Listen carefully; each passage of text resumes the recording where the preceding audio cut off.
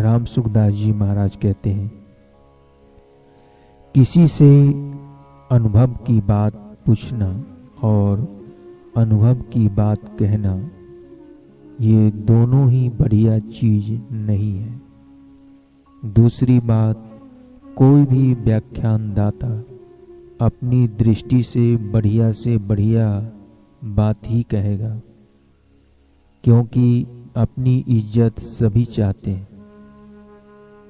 वह भी तो अपनी इज्जत चाहता है, इसलिए वह घटिया बात क्यों कहेगा? वह अपना अनुभव छिपाएगा ही कैसे? संतों की वाणी में आया है कि साधु संत की परीक्षा शब्द से होती है।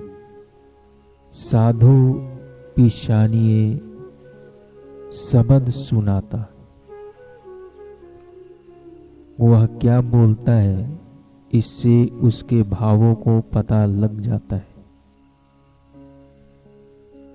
किसी भी आदमी से आप ठीक तरह से बात करो, उसकी बातों पर ध्यान दो, तो उसके भीतर के भावों का पता लग जाएगा कि वह कैसा है, कहाँ तक पहुँचा हुआ है। गीता को देखने से पता लगता है कि भगवान का क्या भाव है।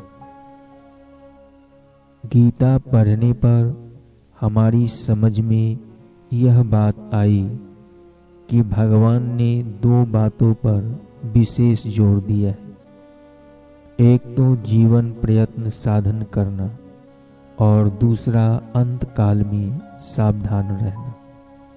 इन दो विषयों पर भगवान जितना बोले हैं, उतना दूसरे किसी विषय पर नहीं बोले।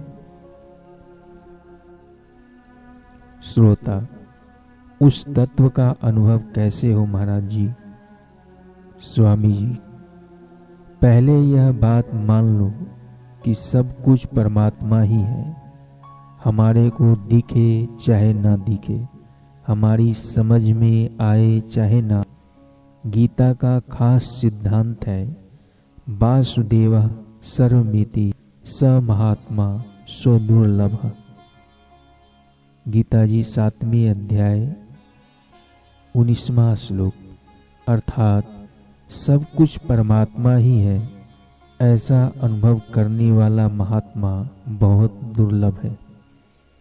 ऐसे ऊंचे दर्जे के महात्माओं की बातें हमने सुनी है, पुस्तकों में पढ़ी है कि वे किसी को कोई बात समझाते हैं या प्रश्न का उत्तर देते हैं, तो भी उनके मन में यह बात नहीं आती कि मैं तो समझदार हूँ और ये बेसमझ है, अनजान है, इनको मैं जना दूँ। यह सीखता है तो मैं सिखा दूँ, ऐसा भाव नहीं रहता। तो क्या भाव रहता है कि हमारे प्रभु ही व्यापक रूप से होकर पूछ रहे हैं। उनकी जो धारणा है उसके अनुसार मैं कह रहा हूँ। इस तरह प्रभु की मैं सेवा कर रहा हूँ। मेरे भीतर जो बोलने की एक शक्ति है, कामना है, उसको पूरी करने के लिए प्रभु अनजान बनकर पूछते हैं। केवल मेरे पर कृपा करने के लिए ही पूछते हैं। मेरी बोलने की आसक्ति को मिटाने के लिए ही प्रभु ने यह सब संयोग रचा है। यह उनकी ही लीला है। संसार का जो स्वरूप दिखता है वह तो प्रभु का स्वरूप है, और संसार की जो चेष्टा है वह सब प्रभु की लीला है। प्रभु ही मेरे पर कृपा करने के लिए विलक्षण रीति से लीला कर रहे हैं। उनका किसी से कोई मतलब नहीं है, कोई प्रयोजन नहीं है। उनको ना तो किसी से कुछ लेना है, ना कुछ सीखना है। वे तो केवल कृपा करके ऐसा कर रहे हैं। अतः उनकी कृपा ही कृपा है। यह बात हम लोगों को मान लेनी चाहिए। जो महापुरुषों का अनुभव है उसको हम पहले ही मान लें तो फिर वह दिखने लग जाएगा। हम पढ़ाई करते हैं तो अध्यापक क ख ग घ लिखकर बता दें और हम वैसे ही मानकर याद कर लें तो हम पढ़े लिखे हो जाएंगे। ऐसे ही अंग्रेजी की ABCD लिख कर बता दें और हम वैसे ही मानकर सीख लें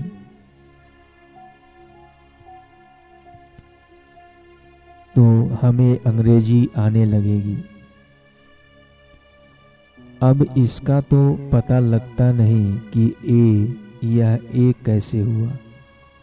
2 लाइनें इस तरह खींच दी तथा एक लाइन बीच में लगा दी और कहा कि यह ए है, तो हमने मान लिया कि ठीक है साहब, यह ए है। अब मानने के सिवाय दूसरा कोई उपाय नहीं है। अध्यापक जैसा कह दे उसकी हाँ में हाँ मिला दे तो हम सीख जाएंगे और एक दिन पंडित हो जाएंगे। ऐसे ही जो संत महात्मा है जिन पर हमारी श्रद्धा है, वे जैसा कहें उनकी हाँ में हाँ मिला दें तो फिर हमें वैसा ही अनुभव हो जाएगा। इसमें किंचित मात्र भी संदेह नहीं है। अक्षरों के ज्ञान में तो छोटा बड़ा होता है, अर्थात कोई छोटा विद्वान होता है, कोई बड़ा विद्वान होता है, परंतु तत्व ज्ञान में छोटा बड़ा होता ही नहीं। आज तक सनकादिक, नारद जी, व्यास जी आदि जितने बड़े बड़े महापुरुष हुए हैं, उनको जो बोध प्राप्त हुआ है वही बोध आज एक साधारण आदमी को प्राप्त हो सकता है। जिससे बढ़कर कोई विद्वंता नहीं है, जिससे बढ़कर कोई सुख आनंद नहीं है, जिससे बढ़कर कोई उन्नति नहीं है, जिससे बढ़कर कोई चीज नहीं है, उसको मनुष्य मात्र प्राप्त कर सकता है। उस तत्व को प्राप्त करने के ही मनुष्य का निर्माण हुआ है। खाना पीना सोना आदि तो कुत्तों में गधों में भी होता है, उनमें भी बाल बच्चे होते हैं, परिवार होता है। अब इतना ही काम मनुष्य ने कर लिया तो मनुष्य जन्म की महिमा क्या हुई। यह तो पशुपना ही है। आकृति तो मनुष्य की दिखती है पर मनुष्यपना नहीं है। मनुष्यपना तो वह है जिसके लिए भगवान ने कृपा करके मनुष्य शरीर दिया है। कबहू करी करुणा नर देहि, देत ईश बिनु हेतु सनेहि। ऐसे मौकों को भोग भोगने और संग्रह करने में ही लगा दिया, यह तो किस काम में लगा गया। यह क्या धंधा बीच में ही छोड़ दिया। कहाँ पहुंचना था तुझे और कहाँ बीच में अटक गया। ये भोग भी यही छूट जाएंगे, शरीर भी यही छूट जाएगा, रुपए भी यही छूट जाएंगे। जो छूट जाएंगे उनसे तुझे क्या मिला। असली मिलना तो वह है जो कभी छूटे नहीं, सदा साथ रहे। इसलिए सज्जनों, चीज तो वह लो जो सदा साथ रहे, कभी इधर उधर हो ही नहीं। शरीर के टुकड़े टुकड़े कर दिए जाएं तो भी उस चीज को कोई हमारे से छीन ना सके। एक बहुत दामी बात बताता हूँ जो मैंने पुस्तकों में पढ़ी है और संतों से सुनी है। परमात्मा है और वे सब समय में है।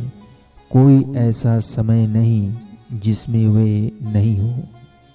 समय उनके अंतर्गत है, उनका किसी भी समय में अभाव नहीं होता, पर उनमें समय का अभाव हो जाता है। वे परमात्मा सब समय में है तो अभी भी है। अगर अभी नहीं है तो सब समय में कैसे हुए। वे सब जगह है तो यहाँ भी है। अगर यहाँ नहीं है तो उनको सब जगह कैसे कहा जाए? वे सब में है तो मेरे में भी है। अगर मेरे में नहीं है तो उनको सब में कैसे कहा जाए? एक और विलक्षण बात है कि वे अपने हैं। शरीर अपना नहीं है, मन अपना नहीं है, बुद्धि अपनी नहीं है, इंद्रियां अपनी नहीं है, क्योंकि ये सब के सब प्रकृति के कार्य हैं, जड़ है, उत्पन्न और नष्ट होने वाले हैं।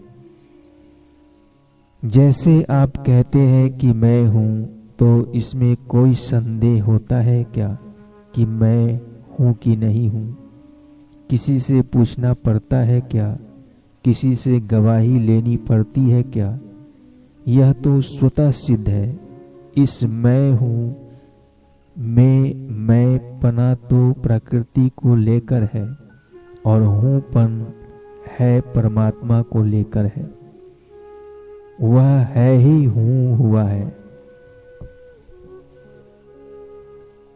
प्रकृति से संबंध छूटते ही है रह जाता है और हूँपन मिट जाता है।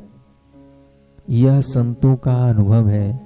इस बात को आप दृढ़ता से मान लें तो काम ठीक हो जाएगा। इसमें एक बड़ी बाधा है। वह बाधा क्या है यह बताता हूँ, आप विशेष ध्यान दें। साधन भजन ध्यान करने पर भी इधर दृष्टि नहीं जाती। वर्षों तक व्याख्यान देने पर भी यह बात मेरे अकल में नहीं आई। वही बात अभी आपको सीधी कह दूं, जिसे आप अभी मान लो। यह जो संयोग जन्य सुख है, इसका हम जो रस लेते हैं, बस यही खास बाधा है। खाना पीना, सोना, जागना, बैठना, बोलना, मान बढ़ाई आदि जितने हैं, इनके संबंध से एक सुख होता है। इस सुख में जो आसक्ति तथा खिंचाव है, यही खास बाधा है। इसको मिटाने का उपाय क्या है? यह भाव हो जाए कि दूसरों को सुख कैसे हो। कोई बढ़िया चीज है तो वह दूसरों को कैसे मिले। यह कपड़ा बढ़िया है तो दूसरों को कैसे मिले।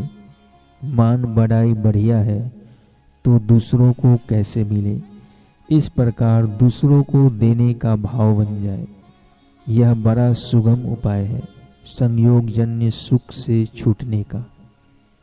यह काम आप घर से ही शुरू कर दो। माता पिता, स्त्री पुरुष आदि सबको सुख पहुंचाना है, पर उनसे सुख नहीं लेना है।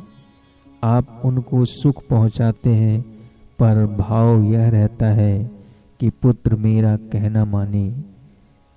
माँ की मैं सेवा करूं तो वह अपने गहने आदि मेरे को ही दे। यही खतरा है। लेने का भाव ही खास बांधने वाली चीज है। अतः लेने का भाव छोड़कर केवल माँ की प्रसन्नता के लिए ही माँ की सेवा करो। माँ से कह दो कि आपके पास जो गहना रुपये आदि है, वह चाहे मेरे भाई को दे दो, चाहे मेरी बहन को दे दो, चाहे ब्राह्मण को दे दो, जहाँ आपकी मर्जी हो वहाँ दे दो, पर मेरे से तो केवल सेवा ही ले लो। इसमें आप संकोच मत करो। हमारा काम केवल सेवा करना है। माता पिता की सेवा करनी है। स्त्री को विवाह करके लाए तो उसको दुख न हो, यह हमारा कर्तव्य है। चाहे वह हमारी सेवा करे या न करे, वह हमें तंग करे, दुख दे, तो ऐसा मानो कि भगवान ने हमारे पर बड़ी कृपा की है। अगर वह मनो अनुकूल सेवा करती तो हम मोह में फंस जाते। भगवान ही माता पिता, स्त्री पुत्र आदि के रूप में मेरे से सेवा ले रहे हैं, ऐसा भाव हो जाए तो सुख की आसक्ति छूट जाएगी। वह छूटी और परमात्मा की प्राप्ति हुई। क्योंकि परमात्मा तो है ही सब जगह, सब देश में, सब काल में, सब वस्तुओं में, संपूर्ण घटनाओं में, संपूर्ण परिस्थितियों में वही तो है, दूसरा आए कहाँ से। अतः परमात्मा प्राप्ति का बड़ा सुगम उपाय है कि सुख दे दे और बाधा है सुख ले ले।